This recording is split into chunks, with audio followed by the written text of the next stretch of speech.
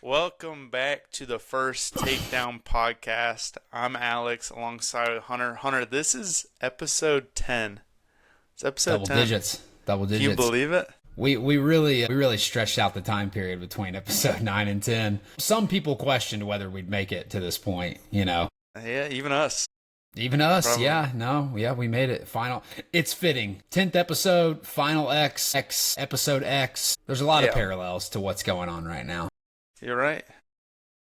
I've seen you 10 times since. No, that's not true. Just once. We've seen each other quite a bit. Yeah. Saw each other last weekend. Yeah.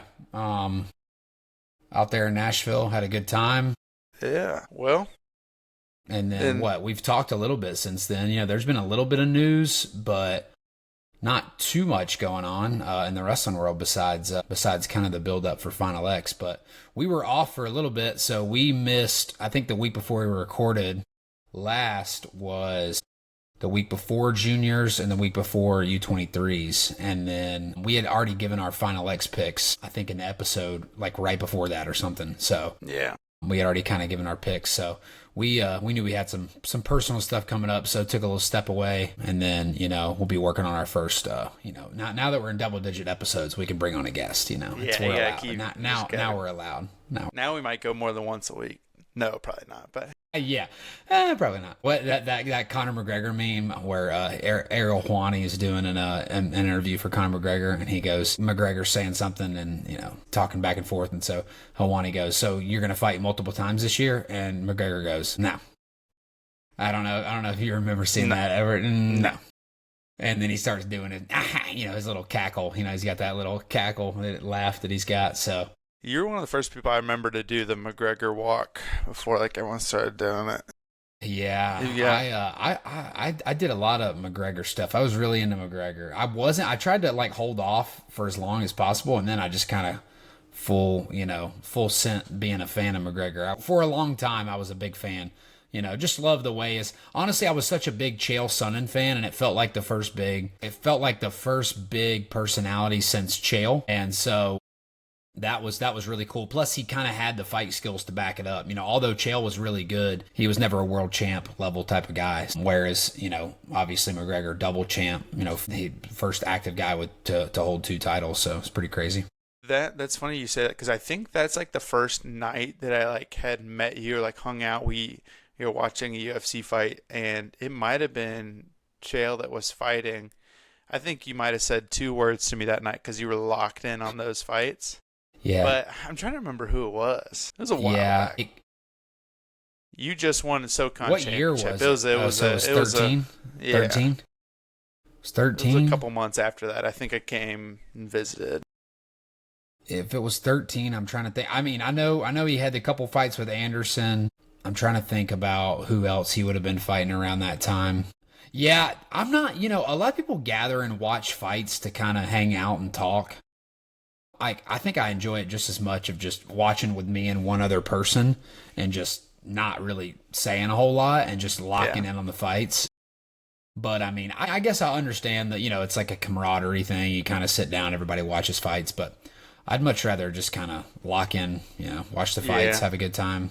It is fun. We used to always watch them growing up, and they would always pick. Me and my buddies would pick, and we make stupid bets, usually not for money, but especially those prelim ones where you don't know the guys as much yet, and it kind of makes it a little bit more interesting. Just kind of how we do for wrestling at the same time. You start rooting for somebody that you maybe don't when you start picking them and stuff, and that's what I did this past weekend. We both just did our Final X picks. Only, you like that segue? Only 9 out of the 10 matches wrestled this past weekend. Did you get to sit down and I think I edged you out on the picks. Yeah, you only did. only because we only had 2 different. And wait, no, I didn't edge you out because we still have Vito versus Jax, so we could tie. We'll see, but yeah, I think I know what you're about to say. Yeah, I did have a little bit of time to sit down and watch. I watched basically all of the first round matches, and then I had some other stuff going on that day, kind of later in the evening. So I didn't watch all of the second round matches live, But I've watched pretty much every match at this point, at least on the men's freestyle side. I've watched every match at this point, gone back and watched it with Flow, having Flow. It's really nice, if you miss it, you can just kind of go back and they post it pretty quickly afterwards. Yeah, I had I was at Dollywood actually, in Gatlinburg, Pigeon Forge, Tennessee, and Yeah. I forgot I was on the East Coast, and somebody in our group message texted about David Carr's match, and I was like, "Oh man!" And I pulled it up. So I was watching. I wish those guys would relax a little bit before, Spoiler alert, but yeah, no, yeah. I mean, right off the rip, man. David Carr looked, he looked good. He took two from Mitchell, and I don't know. Takeaway for me was I thought Mitchell looked not himself personally. And I don't know if other people see it that way. I just didn't see the pace, and I don't know if Carr lulled him into kind of a slower pace match. Maybe that was the case, or maybe Mitchell just, wasn't himself. He didn't look like he was firing and kind of that honey badger type of style we've seen in the past from him. And so I really was not impressed with what I saw. Not necessarily on, the David Carr side. The matches it wasn't as exciting as I thought they were going to be, at least from the Carr and Messelbrink side of things. So I don't know, man. I think David still has a really good chance. He's going to be a great rep for us, and I think he's got a good chance of medaling. But it still leaves me a little bit to be desired, just because I don't think we saw the best Mitchell this past weekend. Yeah, and this is one that we both got wrong, right? Both put Mitchell to win. Yeah. How do you not? After him wrestling Carr at the Open, I just don't think you could have taken Carr. Well, and I think that's what I was going to say is that Carr a little bit didn't seem like himself at the U.S. Open, and now it felt like fair. It was kind of the other way a little bit. So, if anything, I know David Carr had a good game plan and won two close straight matches, 4-3 and then 4-4, and so. I thought he could maybe sneak one away, but I didn't think it would go 2-0 David Carr. So that was pretty interesting. Yeah, and I remember watching something kind of at the end of the second match where I felt like Mitchell could have kind of shut it down at the end and maybe almost tried to get back to I'm just going to keep going, keep scoring, and so it's a hard game to play. It's I feel like he didn't look himself, but then again, I remember that moment where he did that and then gave up a counter score, and I don't know. I just don't feel like we saw the best Mitchell, and I guess I don't necessarily have one thing to put my finger on it and say this is why. But yeah, man, a little disappointed right off the rip, not because of the result. I'm fine with whoever wins. I mean, David or Mitchell, I think, is our rep, and we have a good rep there with either guy. It left a little bit to be desired with what I think that those two wrestling each other should look like. Yeah, agreed. That's true.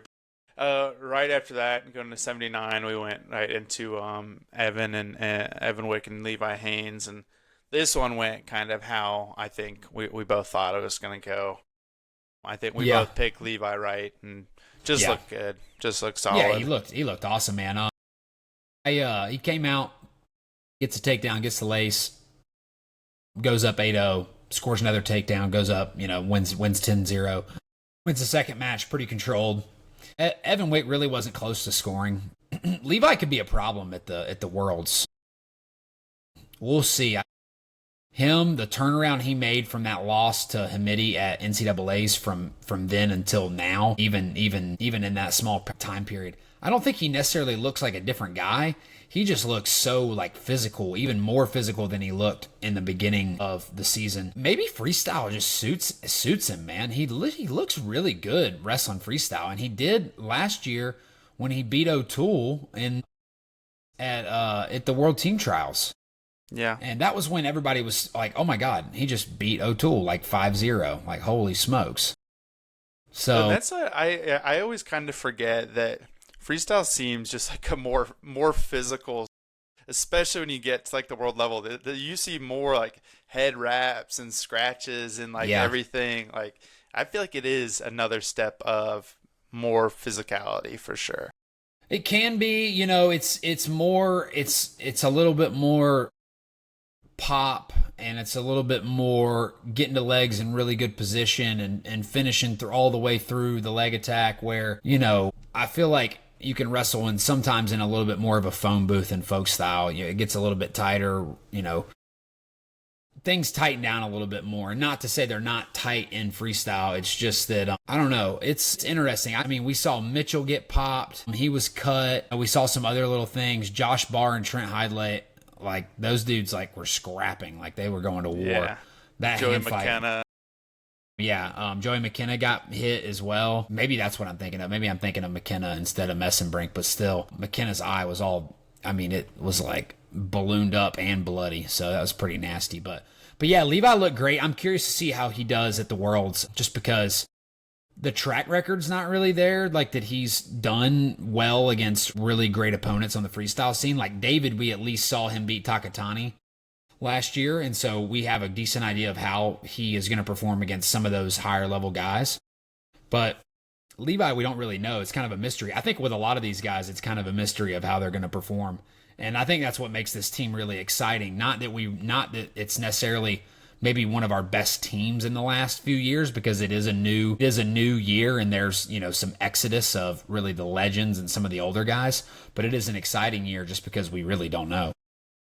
Yeah, that's what I was going to ask, if they've had like these opportunities to kind of wrestle at these world level, because I feel like we just haven't seen it for a lot of these guys. So Mitchell was, he was bronze at U23s last year. Mitchell has got some really great success on the junior stage. Levi, not really. Levi hasn't really had that pedigree. He was more of a folk style wrestler coming up through high school. And then Wyatt Hendrickson, the next guy who, he had a similar.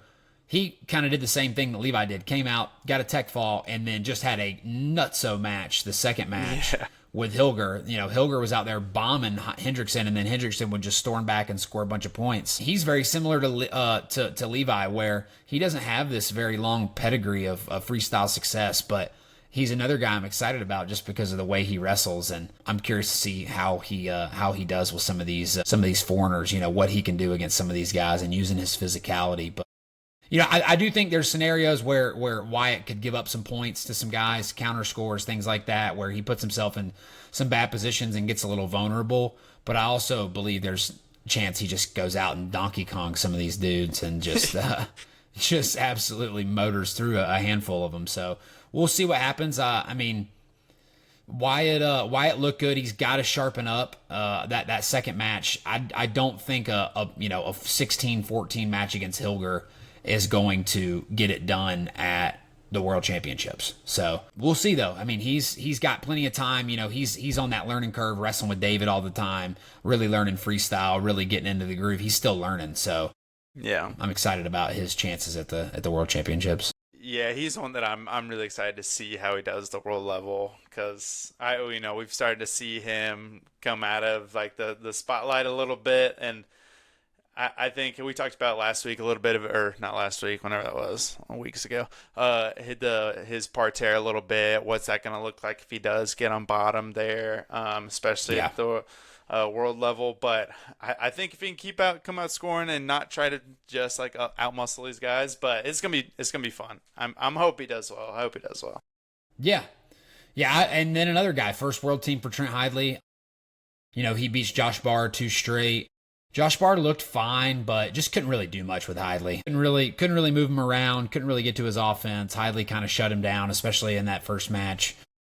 And then things were a little bit tighter in the second match. A little 3-2.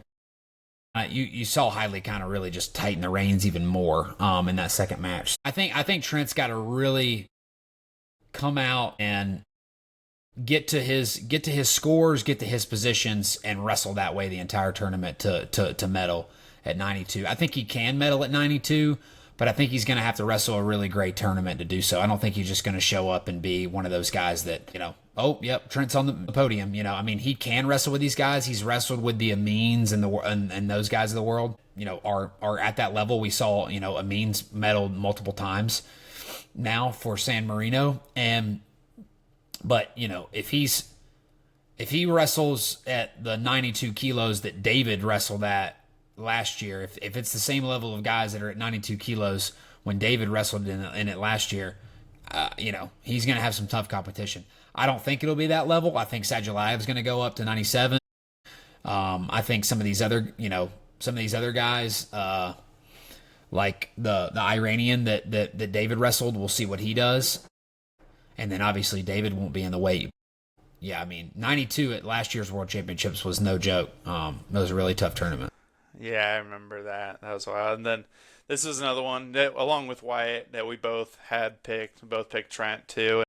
Yeah, I mean, he's been wrestling freestyle a little bit longer, like training it too. So I think his style does him well for like the way he wrestles, like underhooks and stuff, and wrestles smart on the edge. And so I do think you're right though. He might have to squeak out a couple wins to get the podium, and I'm hoping he does for the best. But he looked pretty solid. Just knew what he wanted to do. Kind of loosened up a little bit, but mainly just knew what he had to do to get those wins against Josh, and tried to shake Josh's hand. Yeah. Josh Barr walked off the mat. I think that if you'll look at it, they did do a little like that you do like the backhand shake. Yeah. You do like the backhand shake like this, and so they did do that. But then you're supposed to stay on the mat, and they raise the other guy's hand while you're standing there. You're supposed to do that. So Josh Barr should have done it, and he said so himself. So he's a freshman, little mistake from the guy, and he walked off the mat. But it is what it is. I don't think too much into it. It's not that big of a deal. It is crazy to think about that aspect of it. Like with some matches, especially like in folk style, you're like, I just want to shake the hand, get out of there. They raise your hand up, well, we're gonna spin you around, and you're just sitting there so upset and getting your hand. Dude, think about this though. What's worse is in MMA, you might get knocked out. You might get your lights out, and then you got to stand there and raise the other guy's hand while you're sitting there. You're not even sure where the hell you're at. You don't even know if you're still conscious or not. So yeah, I mean, you can stand there for 30 seconds and let the other guy get his hand raised and then walk off. It's not that. Come on. Yeah. What happened? Oh, you got knocked out. All right. Okay, cool. Okay, I'm good. I'm still here. All right. And then going to what the oldest guy on the team, Kyle Snyder, gets it done, comes out in kind of like an upright stance. I don't know if you were watching, and kind of a weird stance, like doing these kind of jab step fakes a lot, kind of like this upright stance against Zilmer. But I don't know if that's just because Zilmer was a tall guy and a big guy, and he just felt like he's not going to really get his level changes up underneath Kyle so Kyle could almost stand a little more upright and doesn't have to get so low. But I thought Kyle looked great. He looked every bit like the Kyle Snyder that we've watched at all these world championships going back over 10 years now that he's been on the team. Yeah, makes another world team. I think like I said, I think he's the oldest guy on the team, and he's really the last one from that wave of guys. The Jordan Burroughs, the David Taylors, the Kyle Dakes. I know Kyle Snyder's a little bit younger than those guys, but like I said, he's really the last one of that group of guys that's still sticking around, still kicking around here in wrestling. So doesn't do any media. I was kind of searching through Flow, looking around to see if he did any interviews or anything like that. He didn't do any sort of media, which you got to kind of expect. I don't know when he will. I think eventually he should at some point, but when is that? Who's he going to let ask him questions? Is he going to do any sort of interviews?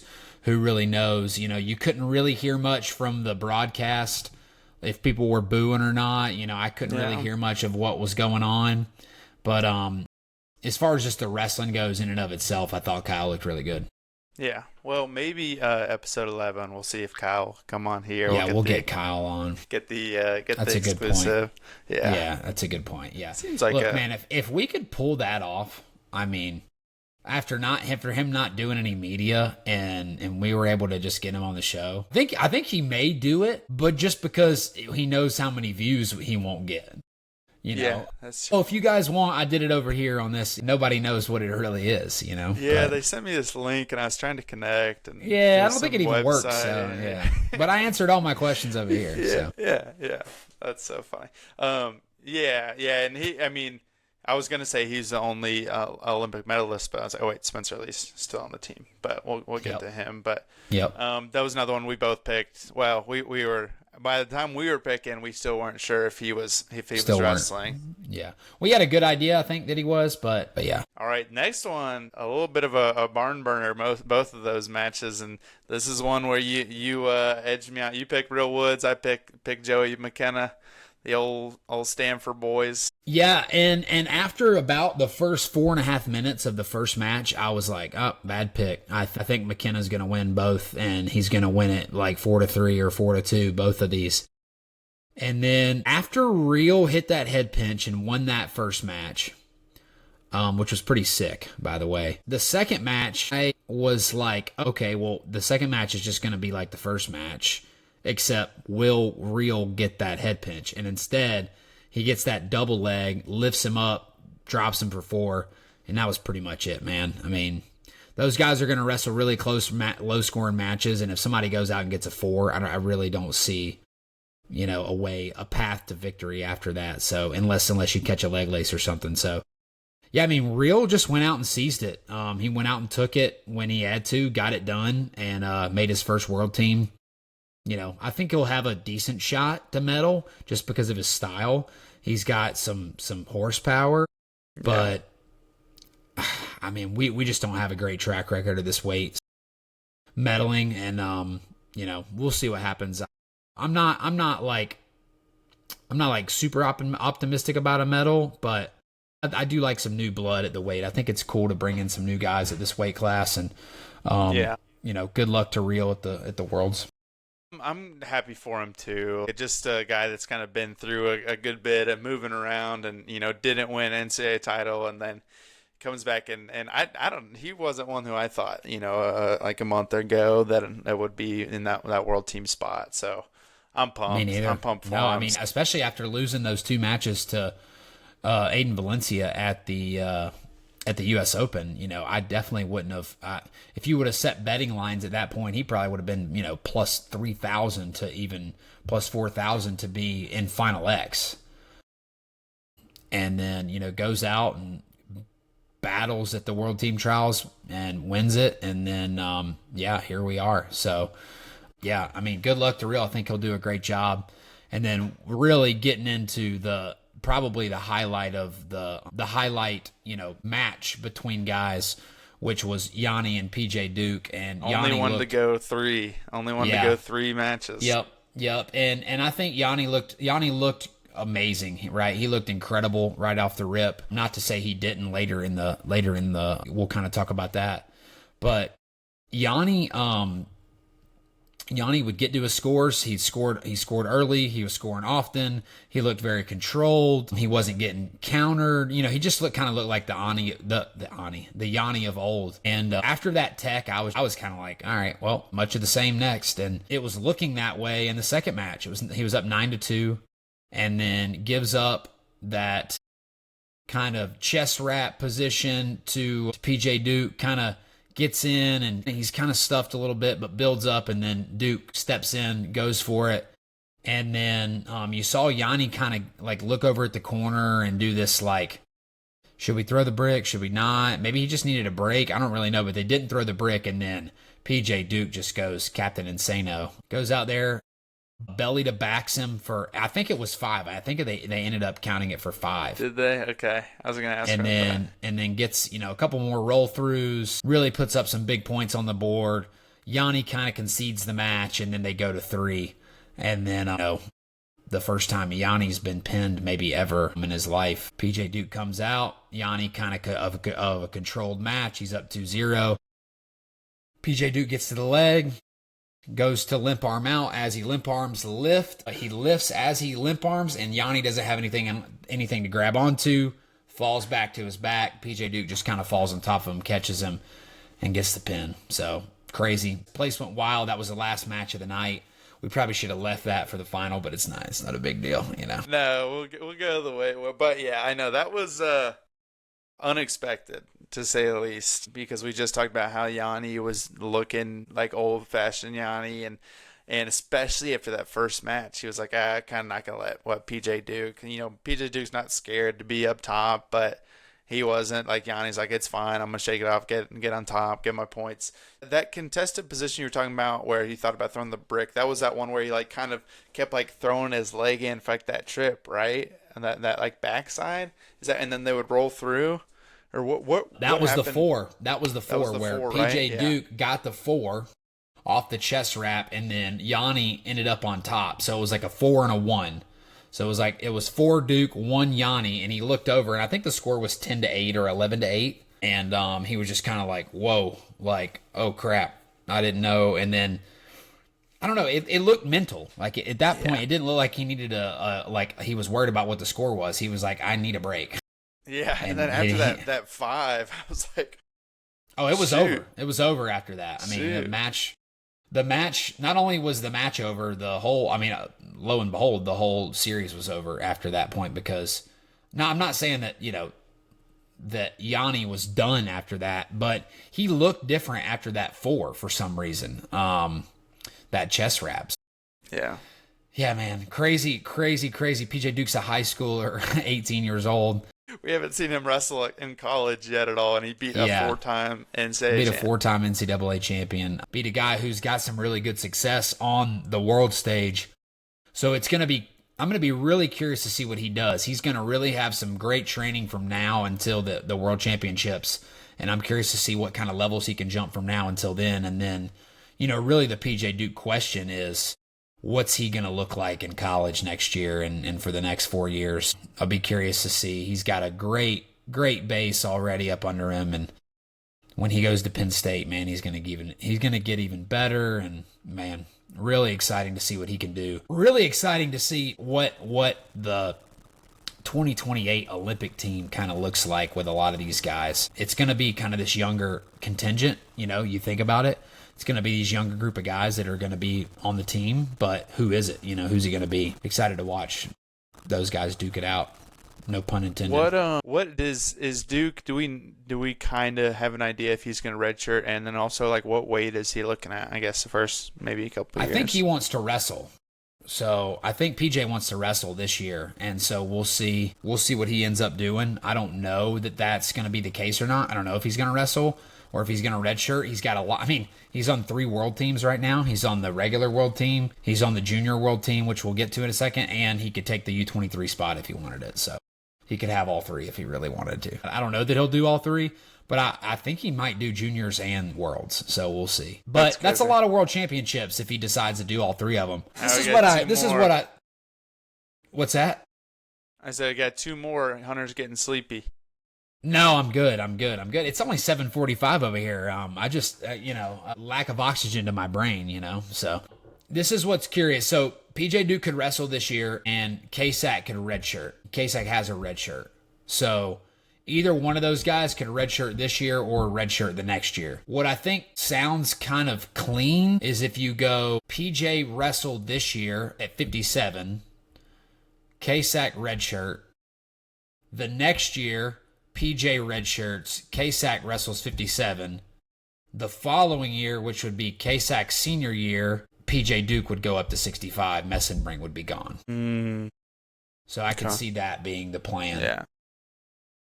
Penn State always figures it out, except for with Zach Ryder. But for the most part, they always figure it out with guys. So we'll be curious to see what happens. And then you throw a guy like Jaden James in there. He'll probably be a 74-pounder. He looked really good at juniors, too. I'll get to juniors. We'll get to juniors. We'll still got 2 more weights. We'll get there. All right, juniors. The little guys, 57 kilos. Spencer Lee and Lightning Luke. Yep. A little doll. And Luke came out, and, he got scored on early. And then I was, sitting there kind of, you watch Spencer score early, and then you, if a guy doesn't keep getting scored on and get teched, you're like, all right, when's Spencer going to fall off and when's this guy going to kind of start taking over? And I thought that was going to happen in the first match because it was 6-0 and then Luke scored a takedown. And I was like, oh boy, here he comes. This could be something. And then it just never really happened. Spencer stayed very good positionally. And he's almost kind of attacking it that way from now. He looks like he's been attacking a lot of his matches that way. He did that in the second match. He was up 6-0 and just kind of hand fought, stayed in the center, coasted, won 2 matches pretty handily, and Luke was never really close to scoring, but he talked about it in the post interview on the show, on the post show, and he just was like very disappointed in himself. Like, oh, I should be, teching these guys, winning, should be doing this and this and this. And if I want to win at the World Championships, I'm going to have to score more. And I don't know if he's right or not. I mean, I think he could be, but this is almost like that Spencer where you get that sprint and then you get that kind of like really good positional afterwards, which I think in freestyle is really advantageous for the way you want to win matches. Obviously, you want to get off the mat 10-0 as quick as you can or pin guys. And, obviously if he gets on top and gets that trap arm, he's dangerous there and he can do it. But, man, I thought he looked great for he was very disappointed in himself, but, like, comes out, scores, sits on the lead. Like, sometimes that's how you win. Yeah. Yeah, and that's I think he's just so used to just wanting to dominate, but I think you're spot on. Like if he can just score some quality good points, stay in good position, then he's gonna be just fine. I'll say the one thing for Luke that I was like, oh shoot, was a couple of those snap downs. He was snapping down Spencer Lee hard. Like I've never seen Spencer Lee get snapped like that, and it was like hitting the mat and everything. I was like, he's still gonna be good the next few years. Luke is for sure. Yes, and he had a great freshman year, and you want to talk about the most age level success. Spencer Lee and Luke Lillidahl have the most age level success out of all these guys, I think. Maybe Snyder had a lot, but Spencer Lee and Luke definitely had more. Joey McKenna had some really good age level success, but Yanni had some as well. But I'm pretty sure Spencer and Luke both won multiple world titles, age level world titles. And so Luke has that pedigree that Spencer has.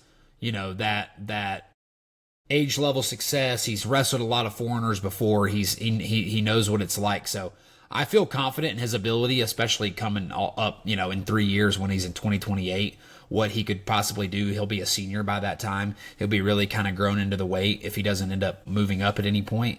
And he doesn't look like he will, but Spencer he looked great. So I'm excited about what he's going to do. Hopefully he comes back with his first world title. I think he's got a really good shot. Yeah. Is there any chance of I don't know if the guy who he wrestled for the Olympic finals is going to be there or not, but is there a chance for a rematch there? No, he won't be there. No. He, oh my God, his name is escaping me. I know. The Japanese guy who was he was a finalist 3 years ago, or no, was he a finalist in 16? And then he ended up coming back and winning gold this past year. But no, I just keep saying Ono. I know it's not Ono.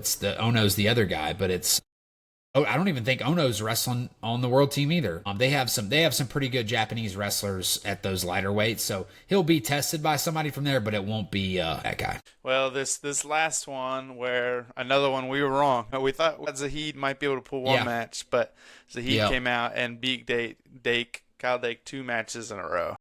Yeah, Zahid looked great, man. I don't really have much notes from this one. I don't want to say no notes, but I think that Dake and Zahid, that match is going to go like that pretty much every time they wrestle, if they wrestle anymore. Unless Kyle, the problem is now is Kyle's getting older, and unless his body changes to where he's much bigger, and I'm not saying that he has to be bigger to win that match.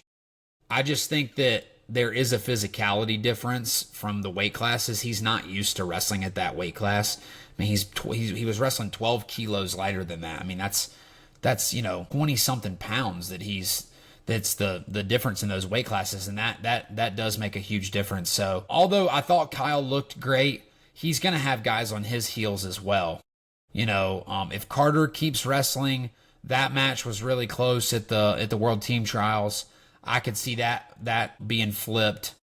I just don't know is Dake going to make another Olympic team? I don't necessarily think that his outlook for 28 looks great right now, especially if Zahid goes out there and is the medalist and kind of controls the weight for the next 3 years and is kind of getting all that exposure and getting all that confidence gained from being on the world circuit. I don't know, man. We'll see what happens. Obviously, Kyle Dake's still super high level, really, really high world level. Not taking anything away. He's been a great champion for the U.S., but he just went out and took it. Look, I thought he looked really good. I'm excited to watch him at the World Championships. I'm more excited about this team than I have been in a long time for any other team. Not because of, like I said, how well I think they'll do, but just because of the unknown. We just have so many new faces. It's exciting, and it really starts with him because he's been nipping at everybody's heels, and he's looked so good over the last year since he's been at Stillwater. Yeah, and he's had such a cool path too. Of like, I feel like was a little bit of like a bad guy, like a heel a little bit in college, and what he finished out with that 2020 season, right, and couldn't wrestle, I think, his last year. Yeah, in he the got popped. NCAA. He got popped for something, Yeah, some sort of, I don't know if it was a drug test or something like that. But yeah, he ended up not being able to wrestle his last year, which sucked. He could have ended up being, no, he wasn't a COVID guy. He got popped, right? Or was he a COVID guy? I thought he was COVID like same year as like I Mark think Hall and I think everything. yeah, but I think he wasn't gonna. Before, Yeah, but I think he was done already. Like, he I was a think you're COVID right. guy, plus he wasn't even in the national tournament. Like, he wasn't in the bracket. yeah, He didn't even I think wrestle at you're the conference tournament that year. Because I remember knew. the national tournament got canceled between, they wrestled conferences, and then COVID ramped up from then until nationals, and they canceled nationals. So, yeah. God, Sad. what a crazy time we were living in. What an insane time. I still got my tickets somewhere. It was No. still sad about it. Oh, no. Anyways, he's had such an interesting path, and now like I'm glad that he stuck with it. It's really cool to see and the turnaround he's had at in Stillwater, and that, like you said, it's just exciting time for these guys to kind of take a step forward, take their position. Sad to see Kyle Dake not be on the team, but I mean, Yeah. I'm pumped for Zahid for sure. Absolutely. Really excited about that team. Really excited about the U20 team, though. Kind of a contrast between teams in the matter of, I think this team has a lot more name recognition from the standpoint of what we think like a really good U20 team would look like versus maybe our regular world team doesn't have that super high level senior level pedigree.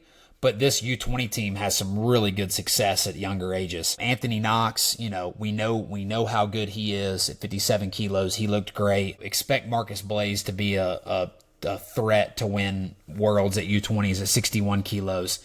He looks freaking awesome. Luke Stanich comes out, beats Bo Bassett twice. Loses to him once, but beats him twice. Techs him in the last match, looked really good. And then, this guy we can't talk about enough, PJ Duke, right? So he's on that. He's at 70 kilos on that U20 team as well.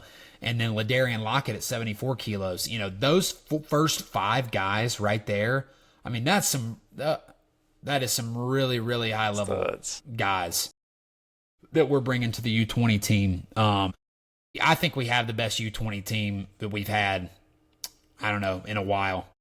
And maybe that's just, maybe that's recency bias because you come out next. Will Hankel looked awesome. That dude's a stud. He beats Brock Mantanona twice. Tech falls him. Max McAnally, we know how good that dude is. We just watched him, wrestle Parker Keckeisen really tough, wrestle Carter Starachi really tough, and take third at the NCAA championships.